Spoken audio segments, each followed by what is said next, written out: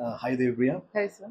Congratulations, and we are so happy to have you here. Thank you, sir. Being a topper, you are inspiration to many. So നമ്മളെ സംബന്ധിച്ചിടത്തോളം വലിയൊരു അഭിമാന നിമിഷമാണ് നമ്മുടെ ഒരു student civil service exam clear ചെയ്തു, Indian forest service exam clear ചെയ്തു. 2021 Indian forest service exam all India rank 51 കരസ്ഥമാക്കി. 2022 സിവിൽ സർവീസ് എക്സാം 573 റാങ്ക് കരസ്ഥമാക്കി. So you are an inspiration to many. Thank you, sir. So gallant ഫാമിലിനെ സംബന്ധിച്ചിടത്തോളം വലിയൊരു അഭിമാനമാണ്. So ഈ ഒരു സക്സസ് ജേണി നമ്മുടെ ഈ വരുന്ന അല്ലെങ്കിൽ ഇനി എഴുതാൻ പോകുന്ന ആസ്പിറൻസിന് വേണ്ടി ഈ ഒരു സക്സസ് ജേണി ഒന്ന് ഷെയർ ചെയ്യാമോ? Sir, actually, it was in my fifth attempt I qualified for Indian Forest Service exam and I got 51st rank. And last year I got selected to IPS also by Civil Service exam. And in IPS I was allocated Himachal cadre, and in Forest Service I am allocated Kerala cadre. So now I am posted as an IFS probationer here in Kerala cadre. നമ്മുടെ ഒരുപാട് aspirants, പ്രത്യേകിച്ച് ഈ working professionals അല്ലെങ്കിൽ working ആസ്പിറൻസിൻ്റെ ഒക്കെ ഒരു concern ആണ് ഒരു full time work ചെയ്ത് ഈ പ്രിപ്പറേഷൻ ബാലൻസ് ചെയ്ത് കൊണ്ടുപോകാൻ പറ്റുമെന്നുള്ളത്. അപ്പം here you set a model like working as an high court assistant, ഒരേ സമയം ജോലിയും ഈ പറഞ്ഞ പ്രിപ്പറേഷനും ബാലൻസ് ചെയ്ത് വളരെ മനോഹരമായിട്ട് ക്ലിയർ ചെയ്ത് ടോപ്പ് റാങ്ക് അച്ചീവ് ചെയ്ത് സർവീസിലേക്ക് എത്തിയ ആളാണ്. അപ്പോൾ വർക്കിംഗ് ആസ്പിറൻസിന് കൊടുക്കുന്ന ഒരു ടിപ്പ് എന്തായിരിക്കും? എങ്ങനെയായിരിക്കണം ഒരു പ്രിപ്പറേഷനെ ബാലൻസ് ചെയ്യുന്നത്? Sir, as per my experience, it depends on our quality of work rather than how much time we are spending for it. So even for working aspirants, if we are dedicating just 2 hours a day, but for qualitative work, like we are doing answer writing, we are solving previous year films questions like that, we could definitely qualify it. Okay. Actually, what people do is that they overinvest their time. They read so many books, but they never practice any questions. Okay. So if you do like that, if you read 10 NCRT books, but you don't do a films test series, Okay. and you read a lot of current affairs content, you dedicate 3 hours for note making from newspapers, Okay. but you are not even practicing one main test series, then it is a waste of time. Okay. So even if we spend just 2 hours a day, for example, in my case, I had to work from around 9:30 a.m. in the morning, and some days my work would extended up to 7:30, 8 p.m. in the night. Okay. So what I did was that at the evening time after this work and all, I will be so much tired. Okay. So, but every day morning I would wake up at 4 a.m. in the morning, and at least 3 hours from 4 to 7 a.m. I will dedicate my studies. Okay. So just before this films test series and all, what I did was that I solved at least 10 years questions of previous UPSC films. Okay. Like that, I did that work. Okay. And after getting selected for films, I wrote maximum test series in mains. So like that, I did qualitative work. Okay. Even during weeks and all, I just go to in 1 week, just 2 days or 3 days like that. But in that 2 days, 3 days, I did maximum that I can. Okay. So in this way, I work. Okay. So I focus more on quality than on quantity. Fine. Nice. ഇനിയിപ്പോൾ നമുക്കറിയാം hardly there are 30 days for this preliminary examination. ഇപ്പോൾ പ്രിലിംസിൻ്റെ last minute strategy എന്തായിരിക്കണം എന്ന് ഒരുപാട് പേർക്ക് doubts ഉണ്ട്, concerns ഉണ്ട്. Could you share your experience, your strategy of preparing or last minute strategy of prelims? Sir, I think in this last 30 days, what most people suffer will be of tension. Okay. Okay. Because there will be many aspirants who are first attempters. Yeah. Yeah. So they may have already done many test series and all. Okay. Maybe their marks is very low compared to the previous cutoffs. So they will be in a tension of whether I will clear it or not. Okay. And there will be people who are attempting it for the third or fourth times. And they may have prepared a lot, Okay. but they were not able to qualify it previously. So they will think like it is some luck. So what is the point of preparing? Okay. I will not, maybe I will not qualify again because I will not be having luck.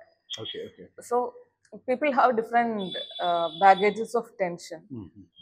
So what I suggest is this: for writing prelims, in that 100 questions, only 30 to 35 questions we will know the correct answer. Okay. For the remaining around 60% questions, we need to find the answer within the exam hall.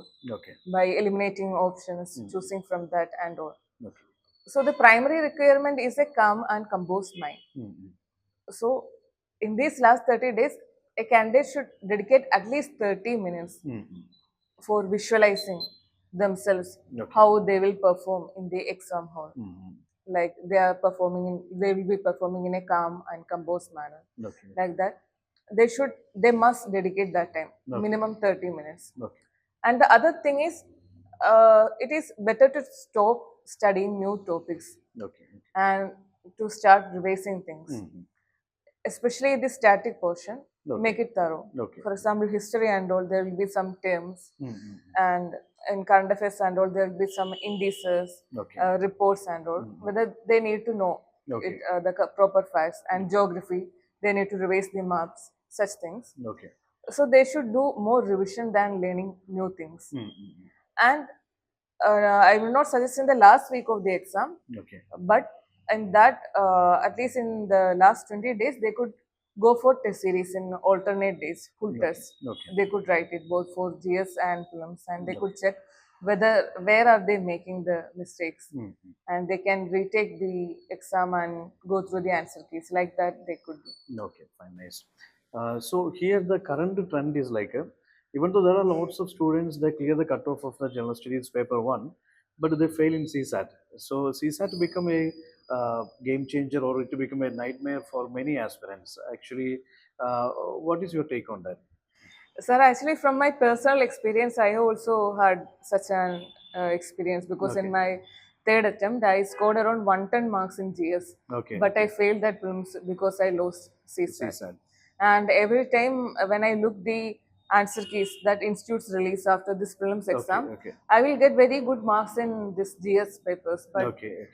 mostly I will be in that just around 66, 67, 68, like that. Okay. 67 mark is the cutoff for CSAT. Fine. So this always affects my confidence for writing mains. Okay. Because for general studies paper, the marks can come down. I think last year it was around 76. Like that, it can come down. Okay. But if we don't qualify CSAT, there is no point in scoring that many marks in GS. Okay. So the aspirant should be really serious about CSAT. That is the one thing that I have to tell. Okay.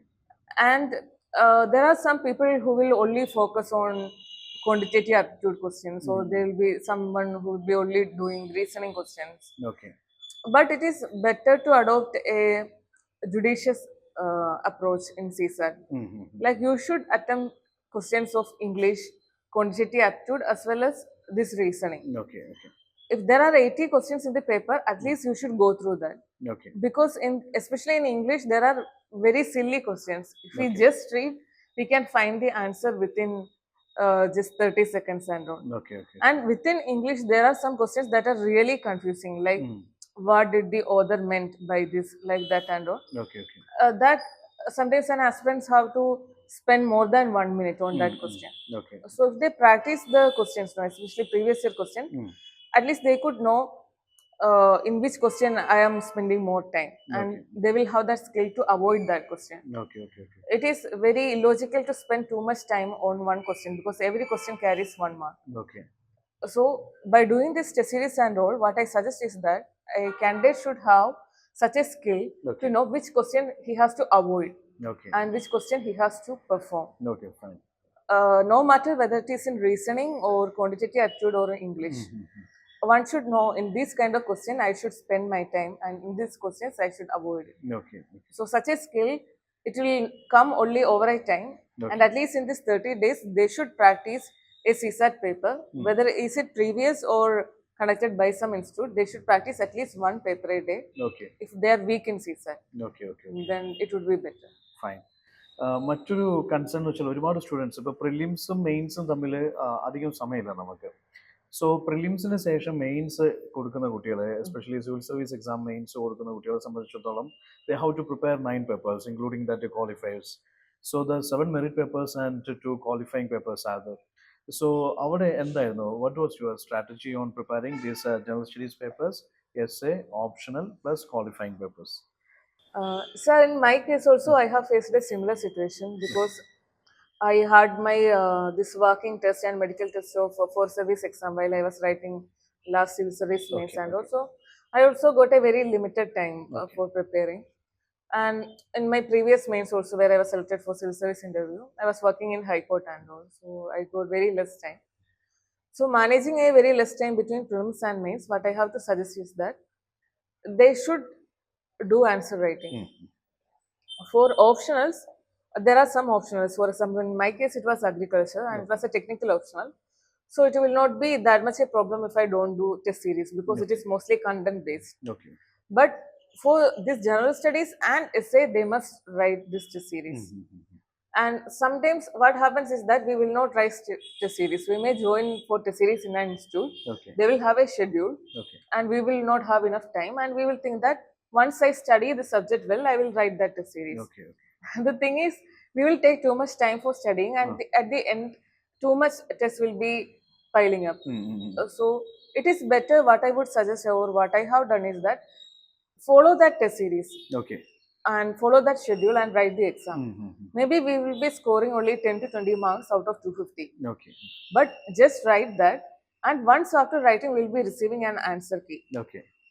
Then all these questions, since we have gone through once, these answers will strike in our mind. Okay. And also one thing we could do is that we can add our content by just collecting some answer keys from other institutions. Okay. At least 2-3 institutions, we should rely on their answer keys. Okay. And it will be a better source of content. Maybe some people will again go for this newspaper reading, for making notes on current issues and all. Fine. But what at the end of the day, what we should do is that we should anyway have to write answers. Okay. So why we should make our job very difficult? Anyway, these institutes are doing that. Okay. So we will get content from all these things. But we need to write that content in the answer sheet. Then only we will get marks. Okay. So we should do a smart work. Okay. We should do value-added content. We should collect that and we should revise it well. And we should practice it by writing test series. Okay. So that will be a better strategy that we should follow. Okay. And for essay also, same thing. When we no need to write more than 4 or 5 essay. Okay. We could go through the previous year questions of UPSC itself, and we could just do a mind map. Okay. We could just see if such a topic is asked, what are the points that I am going to do. No need to write 2 essays for 3 hours. Okay. Just a mind map is required. Just doing brainstorming, like what all the points I am doing. Okay. And in practice, they could write maximum 3 or 4 essays. That is fine. Fine. But just doing mind mapping and practicing to see whether I am ending it in proper time. So that will be a better strategy. Fine, nice. And this is also, I mean, with regarding this selecting an optional, there are lots of aspirants confused with selecting an optional because confusions are revolving around the concepts like most scoring optional or like optional which is having lesser portions to study, vast syllabus. So many concerns are there. So, I mean, what is your experience, or what would you, as a topper, what would you suggest for the aspirants regarding selecting an optional? So the primary question is why we are selecting an optional.